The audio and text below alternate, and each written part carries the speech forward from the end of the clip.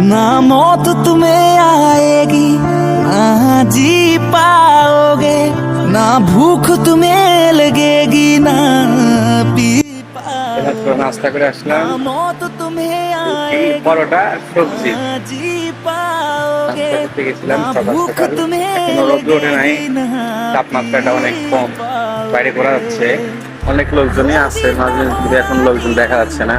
सोवीता होना नहीं এখানে যে রোদটা ওঠে 50 ডিগ্রি 60 ডিগ্রি পার হয়ে যায়, বাইরে বেরোনো যায় না, এরকম তো তাপমাত্রা বেশি।